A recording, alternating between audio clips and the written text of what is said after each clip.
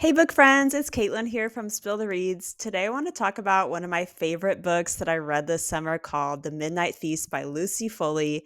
This book totally blew my mind, and I'm so surprised because I wasn't really crazy about other books that I've read by this author, but I just ate this book up. I thought it was so good, such a great, slow burn thriller about this, opening weekend of this luxury resort in Dorset, England. Makes me want to go there and stay in this hotel, even though it doesn't exist. No spoilers, of course, but the story follows Francesca Meadows, who is the one that has created this resort, and everyone in the community hates her, even though she's a local, because she's cut off public access to this ancestral forest and the beach, and she's cutting down trees and taking people's land, and everyone just hates her guts. We can feel all this suspense building.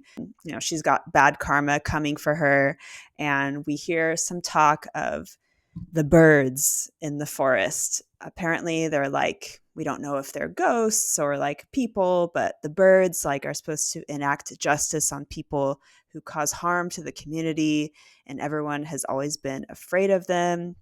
So we have that kind of brewing in the background. And we have all these different characters that are super interesting that take turns narrating the story. This is something that I loved but also struggled with. You really have to pay attention. You can't really be sleepy reading this book, because you'll have to backtrack if you want to fully appreciate it. So you got to focus and remember who the characters are. But I really enjoyed having all these different perspectives. There are certain people that I liked more than others. And strangely enough, I loved reading about from the perspective of the most horrible people. Francesca is just an evil bitch, but she is so funny to read. The characters are just written so well. It kind of reminds me of Leanne Moriarty's different character narration style. And they just do a really good job at advancing the story along.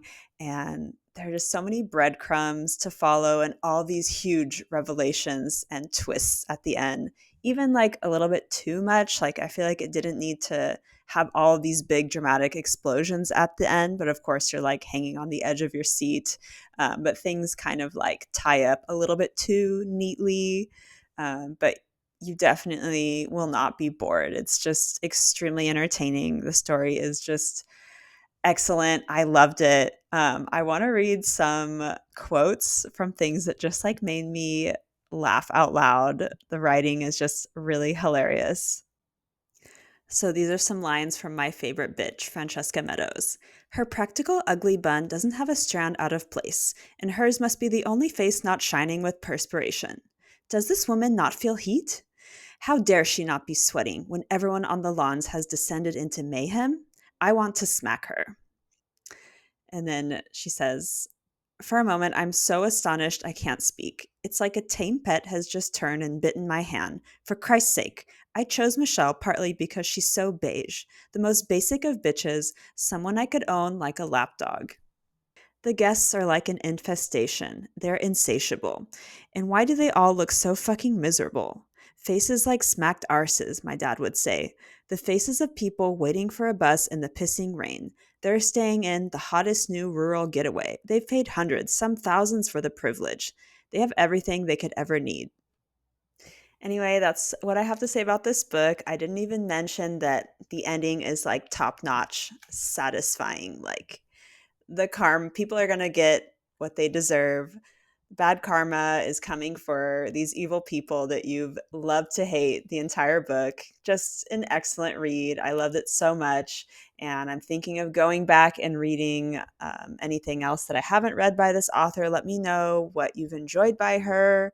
And stick around, because I have read so much this summer on vacation, and I'll be posting some videos, especially about all the thrillers that I've been reading lately. So stick around and subscribe if you've enjoyed this video, and I will see you next time.